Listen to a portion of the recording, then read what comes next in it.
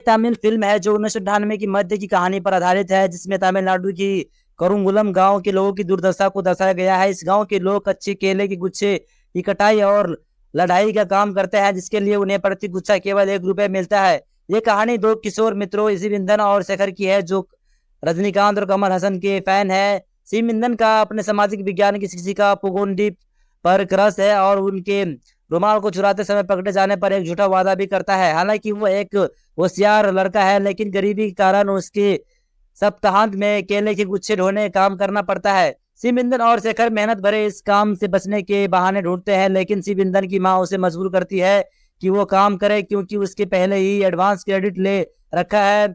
इसी बीच शिविंदन की बड़ी बहन बेबू का प्रेमी कानी, जो एक समाजवादी विचारक है, कुछ ग्रामीणों के साथ मिलकर प्रति गुच्छा 1 रुपया अधिक मजदूरी की मांग करता है।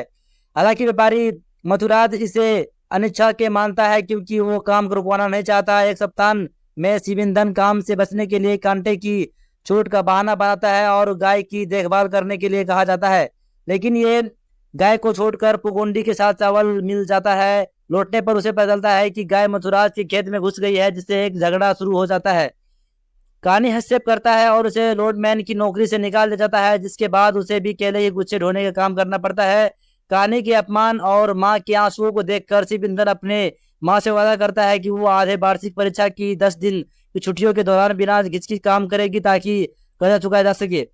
कुछ महीनों के बाद शिविंदर का परिवार बढ़ते कर्ज के बोझ तले दब बचा जाता है। उसकी माँ उनकी गाय को बेच देती है, जिससे शिविंदर और उसकी माँ दुखी हो जाती है। माँ की गिरती सेहत के कारण वो खुद मजदूरी करने के मजबूर हो जाते हैं। इसी बीच उससे स्कूल की वार्षिक दिवस समारोह में डांस परफॉर्मेंस के लिए चुना जाता है, लेकिन वो अपनी माँ के सामने ये बात कह नहीं पाता कि अनिच्छा ने अपने बहन बेम्बू के साथ मिले एक गुच्छे लादने जाता है। वो बहन को मनाकर लॉरी से उतार जाता है और खाली पेट डांस प्रैक्टिस के लिए जाता है।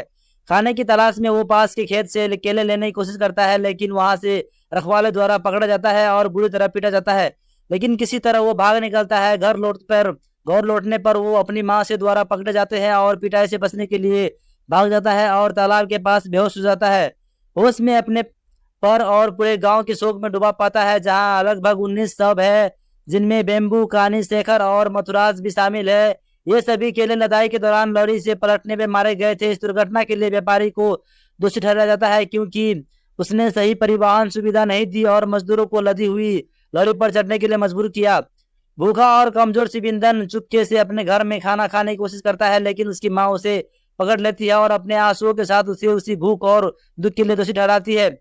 वो एक बार फिर भाग जाता है और केले के खेत में बेहोश हो जाता है। अंत में स्क्रीन पर एक पूरी अखबार की कटिंग दिखाई जाती है, जिसमें त्रिवैकुंदम को पास एक दुर्घटना के से केले के खेत के मजदूरों की मौत की खबर होती है। फिल्म उन पीड़ितों को समर्पित करती है जिसे वो एक जीवित बच्चे व्यक्ति की कहानी के माध्यम से बताया गया है।